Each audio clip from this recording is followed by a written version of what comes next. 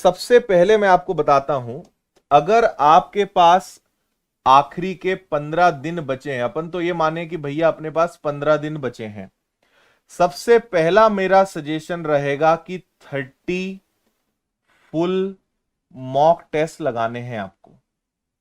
अब आप चाहो तो आज से 2 लगाना चालू कर दो, या कुछ दिन तक एक एक लगाकर उसके बाद आप संख्या बढ़ा दो, मुझे टेंशन उस चीज का नहीं है। आपको बस ये टारगेट पूरा करना है कि एग्जाम के पहले आपको 30 फुल मॉक टेस्ट लगाने हैं। दूसरा, जब आप मॉक टेस्ट लगाना स्टार्ट करोगे तो आपके नंबर कम आएंगे। आपको कम नंबर का टेंशन नहीं लेना है कि सर मेरे बहुत कम नंबर आ रहे हैं, मैं क्या करूं।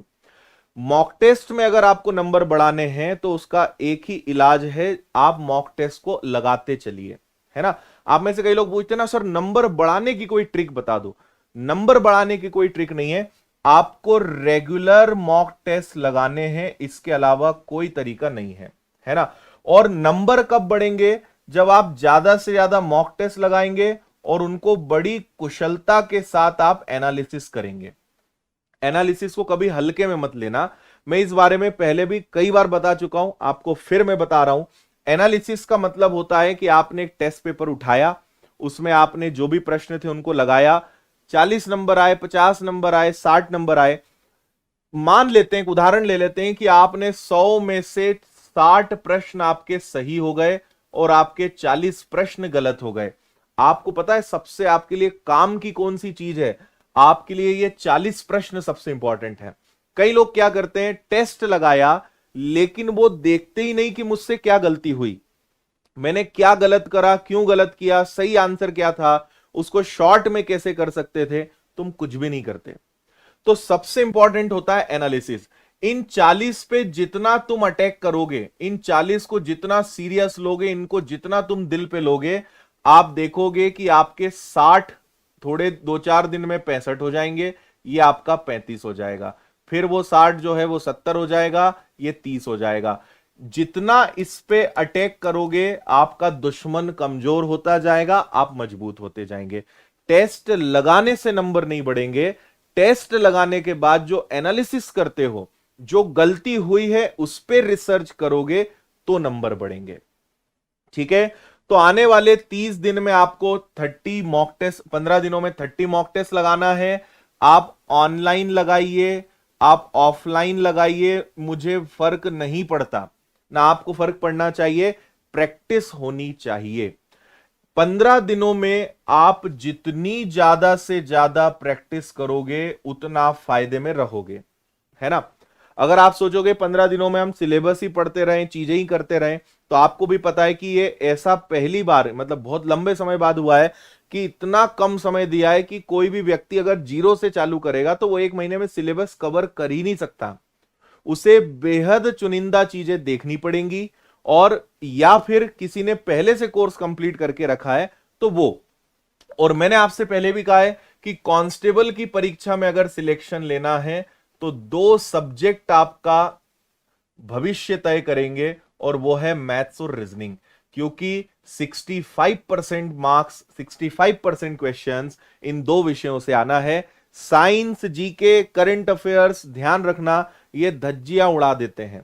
धज्जियां, मैं आपको डरा नहीं रहा हूं, देखो पिछले साल का अनुभव बता रहा हूं। ऐसे ऐसे सवाल आए थे कि यूपीएससी के एग्जाम वाले भी एक बार अपना सर खुजाते थे कि ये इसका आंसर क्या होगा। हर सवाल ऐसा नहीं होता था, बट इस लेवल के सवाल थे जीएस, साइंस और करंट अफेयर्स में कि अच्छे अच्छों के जो पसीने छूट गए थे। तो पूरा सिलेक्शन जो है वो किसने तय करा था, मैथ्स और रीजनिंग ने किया था। ये बात आप ध्यान रखना, है ना, क्योंकि इसमें कोई कुछ नहीं कर सकता। अब मैं आपको एक और बहुत अच्छी बात बता दूं, देखो आपको ये तो पहले भी पता है कि इसमें कोई इंपॉर्टेंट तो है नहीं, ऑल चैप्टर्स आर इंपॉर्टेंट, है ना, हर चैप्टर इंपॉर्टेंट है। लेकिन इसमें ना आउट ऑफ सिलेबस कुछ नहीं होता, मैथ्स रीजनिंग में आउट ऑफ सिलेबस कुछ नहीं होता, क्योंकि कुछ भी आ सकता है। बस मैं आपको एक चीज से प्रसन्न करना चाहता हूं कि मैथ्स और रीजनिंग में 95% जो क्वेश्चंस हैं वो बहुत ही ज्यादा इजी और हल्का फुल्का कैलकुलेशन रहा। और वो कैलकुलेशन भी ऐसा कि थोड़ा सा दिमाग लगा लोगे, चीजें आपसे बन जाएंगी, है ना। तो कैलकुलेशन को मजबूत करना बहुत ज्यादा जरूरी है। आपको मैं पिछले कई दिनों से बोलते आया हूं कि भैया पहाड़े याद कर लो, वर्ग याद कर लो, घन याद कर लो, और 10 से 15 मिनट इनको दे दोगे तो आपका कैलकुलेशन मजबूत हो जाएगा। कठिन प्रश्न नहीं आते हैं। आप पिछले साल के पेपर देख लो, इस साल के पेपर देख लो, कठिन प्रश्न इक्का दुक्का आएंगे कि मान लीजिए मैथ के 30 सवाल आए तो 2 या 4 सवाल कैलकुलेटिव होंगे। अरे 26 तो तुम्हारे हाथ में है, तुम क्यों पूरे 30 के 30 को कठिन मान के बैठे हो? सारे 30 कठिन नहीं आते, 2-4 सवाल कठिन आएंगे, लेकिन बाकी तो बनेंगे, और वो 2-4 भी कठिन नहीं होंगे, वो 2-4 कैलकुलेटिव ज्यादा हो जाएंगे। उनको छोड़ना है, उनको आखिरी में देखना है ना। एक और बहुत इंपॉर्टेंट बात मुझे याद आई, वो मैं आपको बता रहा हूं, इसको थोड़ा सा समझ लेना। जैसा पेपर में करोगे, जैसा पेपर में करोगे वैसा ही आज से करना चालू कर दो। क्या मतलब हुआ इसका? आप क्या करते हो, टाइमर के साथ टेस्ट लगाने बैठते नहीं, है ना। आपने टेस्ट लगाया, नींद आ रही, चलो सो लेते हैं, फिर उठ के टेस्ट लगाएंगे, बिल्कुल गलत, है ना। टेस्ट जनरली 2 शिफ्ट में होगा, सुबह होगा 10 से 12 बजे तक, इधर होगा दोपहर में, आप मान के चलिए 2 से 4 या 3 से 5 का। इस टाइमिंग पे टेस्ट लगाने की आदत बनाइए। जिस समय पे पेपर होगा उस समय पे टेस्ट लगाने की आदत बनाइए। टाइमर के साथ बैठिए। आज से जब भी टेस्ट लगाओ तो यह मानकर बैठो कि मैं परीक्षा में बैठा हूं, रियल एग्जाम में बैठा हूं, मेरे पास 2 घंटे हैं, 2 घंटे कुर्सी से नहीं उठना है, और जैसा मैं पेपर में करूंगा वैसा आज से करना चालू कर दूंगा। मैं बता रहा हूं, बहुत सारे लोग क्या गलती करते हैं पता है, टेस्ट को हल्के में लगाते हैं, जब मर्जी आई तब लगा लिया, 4 टुकड़े में लगा लिया, है ना। टेस्ट लगाते लगाते आंसर देख लेते कि यार मुझसे रहा नहीं जा रहा, इसका मैं आंसर देख लेता हूं। आपको पता चल गया कि इस सवाल में बहुत कैलकुलेशन है, तो भी उसमें बेवजह का टाइम वेस्ट करोगे। 2 घंटे का पेपर है, तुम 3 घंटे में लगा रहे हो। ये सब चीजें तुम्हें डुबा देंगी। आज से आदत बना लो कि टेस्ट को परीक्षा मानो, जैसा तुम पेपर में करोगे वैसा आज से करना चालू कर दो, है ना। अच्छा, एक और इंपॉर्टेंट बात बता रहा हूं, प्रश्नों को ना छोड़ना भी सीखो। प्रश्नों को छोड़ने का मतलब क्या है वो मैं आपको बता रहा हूं। क्वेश्चंस को ना स्किप करना सीखो। ये एक बहुत इंपॉर्टेंट चीज है जिसमें अधिकतर लोग निपट जाते हैं, है ना। आप समझना, हर थोड़े से सवालों के बाद 1-2 सवाल जानबूझ के ऐसे आपके सामने डाले जाते हैं ताकि आप उसमें उलझ जाएं, ताकि आप उनमें फंस जाएं, और आप अपना पूरा समय उसी में बर्बाद कर दें, और आप ये सिद्ध कर दें कि आपसे बड़ा मूर्ख कोई नहीं है, क्योंकि ऐसे लोगों की जरूरत ही नहीं है। आप समझिए, 1 से लेकर 10 तक के सवाल ठीक ठाक थे, उदाहरण दे रहा हूं, 11वां सवाल बहुत कैलकुलेटिव आ गया। इसको मैं बोलता हूं स्पीड ब्रेकर, ये तुम्हारी स्पीड कम करने के लिए आया था, है ना। तो आपको पढ़ते से ही समझ में आने लगता है कि ये सवाल ना जान ले लेगा। इसको अगर मैंने इसको वास्तव में बेसिक से या नॉर्मल तरीके से करा तो भाई साहब ये 15 मिनट खा जाएगा। इस सवाल को होल्ड मार दो, इस सवाल को रोक लो। अपने आपको एक रफ पेपर मिलता है, लिख लो कि इस सवाल को आखिरी में देखेंगे, या फिर ऑनलाइन भी ऑप्शन आता है। क्या ऑप्शन आता है? मार्क फॉर रिव्यू, कि आप उसको बाद में देखना चाहते हो। बिल्कुल टाइम वेस्ट मत करना। आप आज से टेस्ट लगाओ तो आपका टारगेट ये होना चाहिए कि मुझे कैसे भी करके 100 तक जाना है। और ये आदत केवल परीक्षा में नहीं बनानी है। कई लोग सोचते हैं ये सब तो सर हमको पता है, ये मत बताओ। अरे बताओ नहीं, ये तुम्हें रोज करना है। जब भी टेस्ट लगाओ ये आदत बनाना है।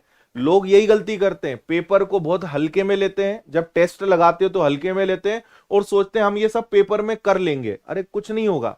आज से आदत बनाओ तो पेपर में कंफर्टेबल रहोगे। लोगों के टेस्ट में बढ़िया आंसर आते हैं, एग्जाम में जाके पूरा फैल जाते हैं, हाथ पैर सब उठा के खड़े हो जाते हैं, है ना, गिर पड़ते हैं एकदम। तो ऐसा क्यों होता है? क्योंकि आपने वो आदतें यहां नहीं बनाई ना। एग्जाम का प्रेशर अलग ही होता है। आपको इतनी चीजें याद आती हैं, आपको अपने घर वालों का चेहरा दिखता है, आपको लोगों के ताने सुनाई देते हैं, आपको कस्में वादे याद आती हैं कि भाई हमने कहा है कि पेपर निकालना ही है। तो आप ऑलरेडी एग्जाम में इतने प्रेशर में होते हो तो आप इन सब चीजों में उलझ जाते हो। तो वो आदतें, रोज उन आदतों पे काम करो जो तुम्हें पेपर में करना है। 1 से लेकर 100वें प्रश्न तक पहुंचना ही है। अगर पेपर या टेस्ट 2 घंटे का है तो 1.5 घंटे में खत्म करने का प्रयास करो। 1.5 घंटे निकाल लो। भूल जाओ कि 2 घंटे का पेपर है, मुझे 2 घंटे में पेपर नहीं खत्म करना है, मुझे 1.5 घंटे में खत्म करना है। और आखिरी का आधा घंटा इन स्पीड ब्रेकर्स को देना है। आधे घंटे उन चीजों पे माथापच्ची करनी है जो अपन ने छोड़ के रखे। और ऐसे सवाल होंगे 10, 12, 15 सवाल। 85 कर दोगे ना, तुम ऑलरेडी कॉन्फिडेंस में आ जाओगे कि भैया ये तो हो गया। अब गधे क्या करते हैं, इसमें उलझ गए, 15-20 मिनट खराब कर दिया, जैसे तैसे 30 सवाल तक पहुंचे, एक आध सवाल में उलझे और आधा घंटा खराब कर दिया। फिर बड़े 50 सवाल पे पहुंचे और तुमने 1.5 घंटा खराब कर दिया। अब आधे घंटे में 50 सवाल कहां से कर लोगे? समझ गए बात? ये बहुत बड़े लोग यही मूर्खता करते हैं और पेपर को बिगाड़ के आ जाते हैं। क्यों? क्योंकि उनसे क्वेश्चन छोड़ने का मन ही नहीं करता। वो चाहते ही नहीं कि प्रश्न को छोड़ दें। कैसे छोड़ दें भाई? ईगो हर्ट हो जाएगा। अरे नहीं करना है। देखो, ये पुराना एक मैनेजमेंट है। 100 प्रश्नों को हैंडल करना इटसेल्फ अ मैनेजमेंट, कि आप उन चीजों, यही तो आर्ट है, यही तो कला हमें दिखानी है। क्योंकि आप कोई भी इतना बुद्धिमान नहीं है कि 100 में से 100 नंबर ले आए। ऐसा पेपर कभी नहीं बनाया जाता है कि कोई 100 में से 100 ले आए। आपको बीच बीच में उलझाया जाता है, उलझना नहीं है। और इसकी आदत आज से बनाओ, पेपर में नहीं करना है, ये काम रोज करो। आप आने वाले 15 दिन में इतने गजब हो जाओगे, आप बोलोगे सर इस चीज ने मेरा जो है सिलेक्शन दिलाया। और अगर इसमें पिछले साल मैंने समझाया था, नहीं माने, लोगों ने अपना दिमाग लगाया और इन चीजों में उलझे और बाहर निकल के क्या बोले, सर वो 2-4 सवाल में नहीं उलझते ना तो हमारा 1 घंटा कम से कम बच जाता और हम दूसरे कर लेते। तो भाई तुम्हें हम पहले ही बोल रहे हैं, आज भी मैं बोल रहा हूं, मान लो बात, मत अनुभव लाओ खुद का, एक्सपेरिमेंट मत करो। समझ गए? बात को यहीं रोकता हूं। रोज ऐसे टेस्ट लगाओ जैसे तुम पेपर दे रहे हो। 2 घंटे उसी शिद्दत के साथ, उसी प्रेशर के साथ, उसी मैनेजमेंट के साथ बैठो कि ये तुम रियल पेपर दे रहे हो। जब इतनी आदत कर लोगे ना, 30 पेपर अगर आपने लगा लिए पेपर के पहले, आपको पेपर में जरा सा भी डर नहीं लगेगा, क्योंकि आप उसके लिए मेंटली प्रिपेयर्ड हो। आपने इतनी आदत बना ली है कि अब एग्जाम का प्रेशर आपके ऊपर हावी नहीं होगा, क्योंकि 2 घंटे का जो प्रेशर हैंडलिंग है वो आप सीख चुके हैं। ठीक है? ये वो चीजें मैं आपको बता रहा हूं कि जो धरी की धरी रह जाती है पढ़ने लिखने वाले लोगों के साथ भी, वो इन्हीं चीजों में गड़बड़ कर देते हैं, है ना? तो एग्जाम निकालना पढ़ाई के साथ साथ एक मैनेजमेंट भी है जिसका हमें ध्यान रखना है।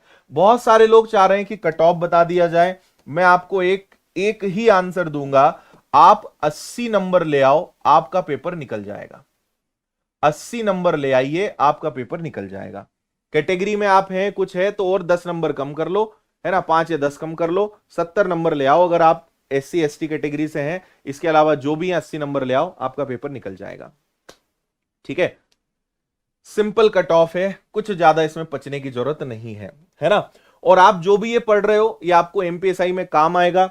आपको पता है कि इस बार से फिजिकल के भी मार्क्स रहेंगे, तो वो तो खैर पेपर के बाद हम तय करेंगे कि फिजिकल का क्या करना है। मैंने पहले भी कहा था कि आधा घंटा देना चालू कर दो, क्योंकि हर चीज के नंबर इस बार आपको मिलने वाले हैं, है ना? हर चीज के नंबर आपको मिलने वाले हैं। तो अगर आप आधा घंटा भी सुबह दें ताकि आपका शरीर थोड़ा सा तैयार रहे दौड़ने के लिए, कूदने के लिए, गोला फेंकने के लिए, तो थोड़ा सा आधा घंटा आप दे सकते हैं। अगर आप इंदौर में हैं तो विनर्स के फिजिकल एकेडमी में आ सकते हैं। इंदौर में नहीं है तो ऑनलाइन यूट्यूब पर विनर्स का जो डिफेंस एकेडमी नाम का चैनल है, उस पे डेली या हर 1-2 दिनों में हम MP पुलिस के विद्यार्थियों के लिए सारी चीजें डालते हैं। हाइट कैसे मेजर होगा, स्टेमिना कैसे बढ़ाएं, रनिंग कैसे करें, इन सब चीजों को लेकर हमारे जो ट्रेनर हैं वो वीडियो डालते हैं। आप उसको देखकर घर बैठे भी थोड़ी प्रैक्टिस कर सकते हैं, है ना? तो वो थोड़ा देख लो, इंदौर में हो तो ज्वाइन कर लो। अब सब तो इंदौर आ नहीं सकते, तो यूट्यूब पे आपके लिए लगातार वीडियो डलते हैं। विनर्स डिफेंस एकेडमी नाम से सर्च करिएगा, उस पे आपको वीडियोस मिल जाएंगे। इतनी बातें समझ में आई? तो 15 दिनों में कोई ऐसी जड़ी बूटी या कोई ऐसी पुड़िया नहीं है कि मैं तुम्हें खिला दूंगा और सिलेक्शन हो जाएगा। एक टारगेट बना लो, जितने ज्यादा से ज्यादा प्रश्न लगा सकते हो, जितने प्रीवियस ईयर्स के पेपर्स लगा सकते हो लगा डालो, है ना? और आपको ना पिछले साल का जो लास्ट ईयर का लास्ट ईयर का जो एमपी पुलिस का पेपर है वो तो है, लेकिन पहले नंबर पे ये, दूसरे नंबर पे इस साल का जो आबकारी का पेपर हुआ है ना, आबकारी कांस्टेबल का, ये दो को तो आपको लगा के ही जाना है। क्योंकि आबकारी का जो लेटेस्ट, आबकारी और कांस्टेबल का पेपर, पुलिस का कांस्टेबल का पेपर सेम था, तो जो पैटर्न इन्होंने यूज करा है यही पैटर्न 2023 में यूज होगा, इसलिए इसको जरूर लगा लेना। तो तन मन धन से लग जाओ, ज्यादा से ज्यादा पेपर्स लगाओ, ज्यादा से ज्यादा एमसीक्यूज लगाओ, ऑब्जेक्टिव्स लगाओ। टेस्ट सीरीज विनर्स की एप्लीकेशन पे उपलब्ध है, अब आप देख लेना आपको वो कॉम्बो में मिला है नहीं मिला है, नहीं तो बहुत नॉमिनल चार्ज है। ई बुक भी हमने अभी लॉन्च करी है, वो भी आप यहां पे ले सकते हो। ठीक है, समझ में आ गया? तो प्रीवियस ईयर्स के क्वेश्चंस लगाइए, पेपर्स सॉल्व करिए और टाइम दीजिए, जो चीजें नहीं बनती उनको टाइम दीजिए। और सबसे खास कि नंबर कम आ रहे हैं तो घबराना नहीं है, अपने आप को समझाना है कि यार कर सकते हैं, अपन करेंगे, है ना। आज टेस्ट लगाइए, कम नंबर आए, एनालिसिस अच्छे से करिए। मैंने क्या कहा, दुश्मन पे तुम जितना अटैक करोगे ये कमजोर होगा, और नहीं तो ये तुमको कमजोर बना देगा। एक तो हम क्या चाहते हैं कि हमने एक पेपर लगाया, दो पेपर लगाए और सर नंबर अच्छे नहीं आ रहे। अरे दो पेपर में नंबर अच्छे नहीं आएंगे, 8-10 पेपर्स लगाओ, है ना। दो पेपर लगाए नहीं, दो टेस्ट लगाए नहीं और रोने जैसा काम चालू कर दिया, रोने से कुछ नहीं होगा। एक या दो या चार पेपर में कोई भी जब टेस्ट लगाना शुरू करता है उसके शुरू में अच्छे नंबर नहीं आते, आप लगातार लगाओ तो यार। मैं हमेशा उदाहरण देता हूं, तुम पहली बार में अच्छे से साइकिल चलाना नहीं सीखे थे, है ना। पहली बार में तुमने चलाया, गिर पड़े, हाथ पैर तोड़े, चोटें खाई, लेकिन करते गए बाद में तुम बिना हाथ के जो हाथ छोड़े साइकिल चलाने लगे। लेकिन पहले दिन तो ऐसा नहीं हुआ था ना। पहले पेपर में, पहले टेस्ट में, पहले मॉक टेस्ट में अच्छे नंबर नहीं आएंगे। लगाते रहो, चोट खाते रहो, सीखो उससे क्या सुधार करना है, क्या अच्छा करना है, करते रहोगे मार्क्स बढ़ेंगे। इसके अलावा कोई पुड़िया नहीं है, कोई औषधि नहीं है, कोई जड़ी बूटी नहीं है जो तुमको अचानक एकदम इंप्रूवमेंट ला दे, है ना। एनालिसिस करो, इससे सीखो कि कौन से मेरे ऐसे चैप्टर्स हैं जिनमें मैं मुझसे अच्छे नंबर नहीं आ रहे हैं या मैं बार बार गलती कर रहा हूं उस चैप्टर। मान लो आपने मैथ्स लगाया, आपको समझ में आया कि यार मिश्रण हर बार गलत हो रहा है मेरा, मिक्सचर एलिगेशन के प्रश्न हमेशा गलत हो रहे हैं, तो आपने टारगेट कर लिया कि चलो आज का टेस्ट लगा लिया, आज ना करीबन 60-70 सवाल मिश्रण के लगाएंगे, या आज मिश्रण चैप्टर को एक बार अच्छे से रिवीजन कर लेते हैं, वीडियो से या पीडीएफ से रिवीजन कर लेते हैं, और इसके कुछ एक्स्ट्रा सवाल लगाते हैं प्रीवियस ईयर्स के पेपर से या कहीं से भी, है ना। तो आपने उसको टारगेट करा, उसके कुछ चैप्टर्स को रिवाइज करा, बहुत सारे प्रश्न लगाए, आपसे वो बनने लगेगा। तो सीधा सा फंडा है। आप टेस्ट क्यों लगाते हो? आप टेस्ट इसलिए लगाते हो ताकि आपको पता चले कि मुझसे क्या नहीं बन रहा है, या जो मैंने पढ़ा है वो फिर भी क्या गलत हो रहा है, बस ये पता चल जाए। आप अपनी कमियों को ढूंढने के लिए पेपर लगाते हो कि मुझसे क्या नहीं बन रहा है या मैं क्या गलती कर रहा हूं बार बार, उसको चुनो, उसके टारगेट बना लो कि यार ये चैप्टर बार बार गड़बड़ हो रहा है ना, चलो अब इसकी प्रैक्टिस करेंगे, उसकी प्रैक्टिस करो, उसके खूब सारे प्रश्न लगा दो, वो तुमसे बनने लगेगा। तो बूंद बूंद से घड़ा भरेगा, है ना। ऐसे नहीं कि एकदम से पूरा समुद्र उथल पड़ेगा उसमें, बूंद बूंद से घड़ा भरेगा। एक एक दो दो नंबर धीरे धीरे बढ़ेंगे, है ना। तो टेस्ट लगाना बहुत जरूरी है। आप तो टारगेट बना लो कि मुझे 30 टेस्ट सर ने लगाने का बोला है ना, मैं 30 टेस्ट लगाऊंगा, और बहुत ईमानदारी से, जितना टाइम लगेगा उनको मैच करने में, एनालिसिस में, उनको सॉल्यूशन करने में, लेकिन 30 टेस्ट में बहुत ईमानदारी से लगाऊंगा।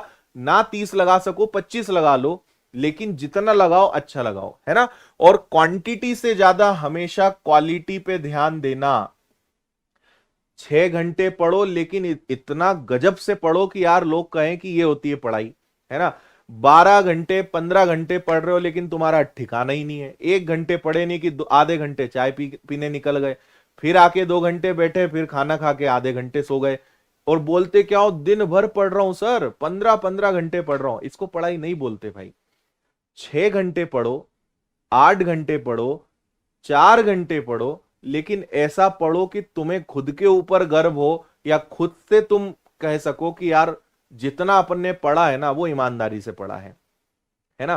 खुद का मुंह देख सको आईने में, इतने ईमानदार रहा करो। तो इसलिए 15 घंटे पढ़ रहे हो और मस्त घूम फिर रहे हो, मोबाइल भी चला रहे हो, व्हाट्सएप चैटिंग भी चल रही है, कॉलिंग भी चल रही है, घूमना फिरना भी, हर आधे घंटे में चाय, हर आधे घंटे में ये, और बोलने को तुम पढ़ रहे हो। तो आप सिर्फ अपने आप को धोखा दे रहे हो, सिर्फ खुद को बेवकूफ बना रहे हो, और रिजल्ट हर चीज का जवाब आपको दे देगा।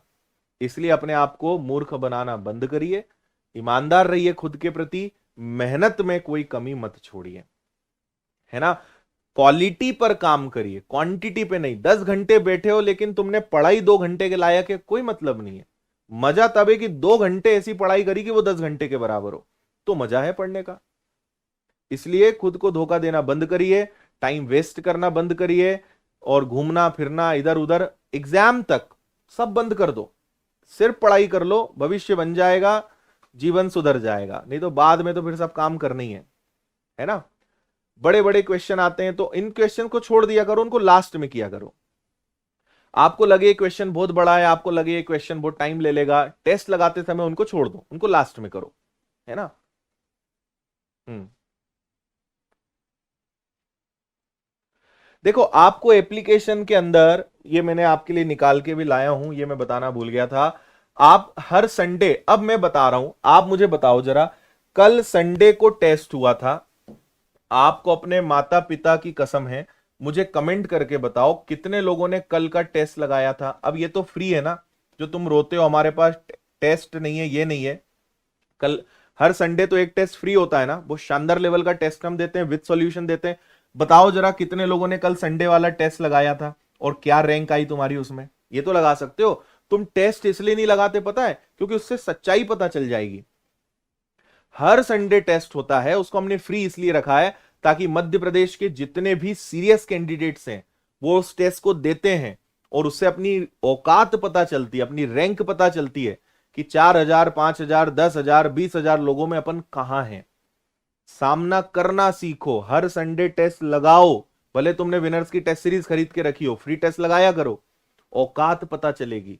पता चलेगा कि 10,000 लोगों में 9,000वें नंबर पे आ रहे हैं अपन, ठीक है। और अभी उसमें बहुत सारे लोग टेस्ट लगाएंगे, एक समय आएगा कि मध्य प्रदेश के जिन लोगों के बीच में कंपटीशन है ना, वो सब उस टेस्ट में आपको दिखाई देंगे, पता चलेगा अपने नंबर क्या आ रहे हैं, है ना। तो तुमको पता सब है, लेकिन तुम्हारे पास टाइम ही नहीं है पढ़ने का। तो एक तो ये फ्री टेस्ट लगाया करो, बाकी जो माय कोर्सेज नीचे दिखता है, माय कोर्सेज में आप अपने कोर्स में गए, यहां सबसे ऊपर आपको सब्जेक्ट्स दिखता है। इस सब्जेक्ट्स के अंदर जब आप जाएंगे तो आपको यहाँ पे सारी चीजें दिखने लगेंगी। ये ऐसे पूरे फोल्डर दिखते हैं, ये मैथ्स का फोल्डर है, फिर उसके अंदर चैप्टर्स हैं, है ना। फिर इसके अंदर ये मैथ्स फाउंडेशन भी आपको अलग दिख जाएगा, मैथ्स फाउंडेशन वीडियो लेक्चर्स, इसका मतलब ये क्या है, ये लाइव है। मैथ्स फाउंडेशन रिकॉर्डेड, मतलब ये आपका रिकॉर्डेड है। सब कुछ इसके अंदर है, इनके अंदर पुरानी क्लासेस हैं। यहीं पे आपको पीवाईक्यूज वाला फोल्डर भी दिख जाएगा, तो पीवाईक्यूज भी आपको इसके अंदर दिखेगा। समझ रहे हो। पीवाईक्यू से रिवीजन करिए, वो बेस्ट रहेगा। 5,743 रैंक है, वेरी गुड। बढ़ाते जाना है, हर बार आप देखेंगे आपकी रैंक इंप्रूव होगी, है ना। रोज भी टेस्ट लगाओ। हम्म फिजिकल कितने नंबर वालों के लिए बुलाएंगे ये तो बाद में तय होगा भाई, पेपर होगा, कट ऑफ डिसाइड होगा। कट ऑफ क्या होगा भगवान को पता है, उनसे पूछ के आ जाओ।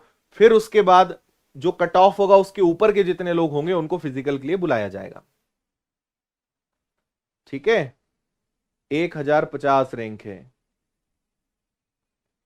71 मार्क्स आए, 218वीं रैंक है, 2,500 रैंक है, बढ़िया है। जिन्होंने नहीं लगाया है आज लगाओ, और देखो कि अपन कहां खड़े हो रहे हैं अभी। मैंने देखा तो नहीं है कल कितने लोगों ने टेस्ट दिया, आज चेक करवाऊंगा मैं। और फिर तुम मिल मत जाना, बातें बड़ी बड़ी करते हो और जो करने का बोलते हैं वो करते नहीं हो, है ना। तो इसलिए भाई मेरे, टेस्ट लगाओ, है ना। टेस्ट को अपनी आदत में लाओ, पीवाईक्यूज लगाओ, प्रैक्टिस क्लासेस अटेंड करो, अपने लेवल पे टेस्ट और इन सब चीजों पे ध्यान दो। बस यही बैलेंस बनाना है, और आने वाले 15 दिन डूब जाना है। और पढ़ाई करके ध्यान रखना, कई लोग ऐसे दिखाते हैं कि अरे सर हम इतनी मेहनत कर रहे हैं, खुद के लिए ही कर रहे हो, किसी और के लिए नहीं कर रहे हो, है ना। तो आप किसी पे एहसान नहीं कर रहे हो तो एहसान दिखाना भी बंद करो। आप खुद के लिए ही पढ़ रहे हो, आप अपनी सक्सेस के लिए ही पढ़ रहे हो, और खुद के लिए काम करने में दिखाने की कोई जरूरत नहीं है। खुद के लिए काम करने में एहसान दिखाने की जरूरत नहीं घर वालों को या मुझे, और इतनी मेहनत कर रहे हैं, अरे तुम्हारे लिए ही कर रहे हो तुम, है ना। कल को जॉब लगेगी, सैलरी तुमको ही मिलनी है, भविष्य तुम्हारा ही बनेगा, तो मेहनत तुमको ही करनी है, कोई और करेगा भी नहीं तुम्हारे लिए, है ना। तो एहसान दिखाना बंद करो, मेहनत करो, खुद के लिए ही कर रहे हो, और ज्यादा से ज्यादा समय अब अपना बढ़ा दो, जितना समय आप बढ़ा सकते हो, और डूबे रहो, डूब जाओ, मोबाइल को फेंक दो उठा के, या उसको एयरप्लेन मोड पे, या जैसे भी है, सारे जितने भी ग्रुप्स हैं और जितनी भी पॉकेट की एप्स हैं जिन पे दिन भर नोटिफिकेशंस आते रहते हैं, सारे नोटिफिकेशंस ऑफ करो, सारी चीजें देखना समझना बंद करो, 15-20 दिन 1 महीने के लिए संन्यास ले लो, है ना। कोई फोकट बातचीत नहीं करना, लगे आधे आधे घंटे 1-1 घंटे बात कर रहे हैं, तुम्हें कदर ही नहीं है यार अपने समय की, तुम्हें दिख नहीं रहा है कि 15 दिन बाद क्या होने वाला है। पेपर जब आएगा और जब पेपर में बैठोगे पता भी नहीं चलेंगे 2 घंटे, तब सब अकल ठिकाने आ जाएगी। और अभी तो तुम बड़े मजे से खूब ऐश कर रहे हो, अभी तो बहुत दिन है, 15 दिन बचे हैं, अरे 15 ही दिन है, ठीक है। जिस एग्जाम के लिए 4 या 6 महीने मिलने चाहिए थे ना, 1 महीना मिला है, इस बात को समझो। 6 महीने मिलते तो अलग बात थी, 1 महीना ही है, अब तो 1 महीना भी नहीं बचा है। तो इतने हवा में मत उड़ो, हल्के में मत लो, और टाइम वेस्ट करना बंद कर दो, बहुत बर्बादी करते हो तुम टाइम की। और बेधड़क एकदम, टेंशन ही नहीं, कल कर लेंगे, कल से देख लेंगे, कल अच्छा शेड्यूल बनाएंगे, कल इतने घंटे पढ़ेंगे, कल इतने बजे उठेंगे, करते वही हो आखिरी में जो रोज होते आ रहा है। हम्म। ठीक है भाई। और जिनका कोर्स कंप्लीट नहीं हुआ है, मोबाइल फेंकने से मतलब है कि जो बाकी चीजें फोकट चलाते हो तुम, है ना, उन सबको फेंको, पढ़ाई तो अब उससे ही हो रही है तुम्हारी ऑनलाइन। जिनका कोर्स कंप्लीट नहीं हुआ है, इंपॉर्टेंट चीजों को पहले कवर करें, मैथ्स और रीजनिंग पे सबसे ज्यादा समय दें, मैथ्स रीजनिंग फटाफट कवर करो, ठीक है। हम्म।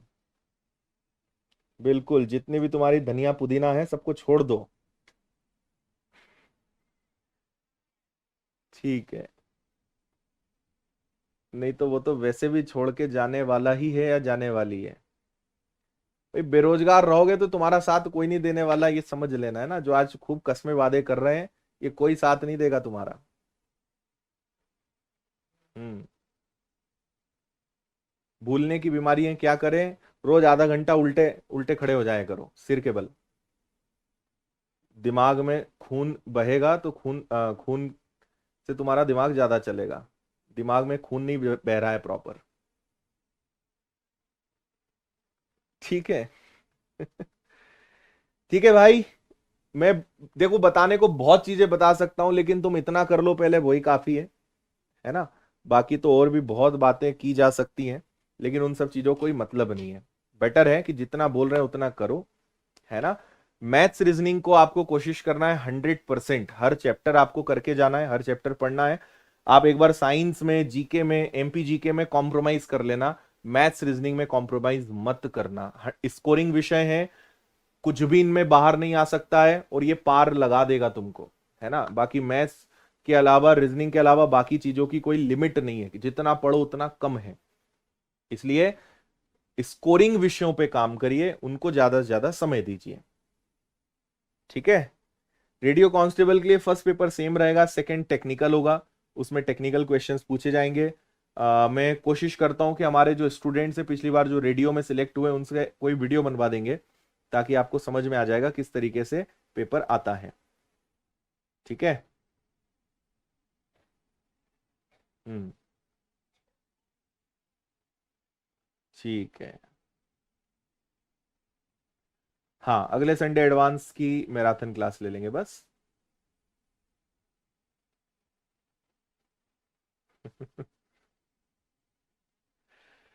चलो भाई, ठीक है, आज के लिए इतना डोज काफी है, मुझे ऐसा लगता है, ठीक है भाई। चलो, बाकी सारी चीजें मैं आपको समझा चुका हूं, इन चीजों का ध्यान रखिए, पढ़ाई लिखाई करिए, है ना। सिर्फ एग्जाम तक अपने आप को सुधार लो, वैसे तो सबसे कठिन काम है व्यक्ति को खुद को सुधार करना, मैं बोलता हूं एग्जाम तक अपने आप को ठीक कर लो, एग्जाम तक अपने आप को सुधार लो।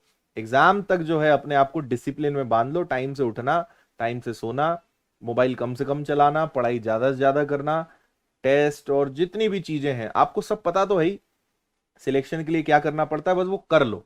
केवल एग्जाम तक 1 महीने के लिए खुद को ठीक कर लो बस, उसके बाद वापस वैसे ही हो जाना, आपका जीवन बदल जाएगा, है ना, लाइफ बन जाएगी।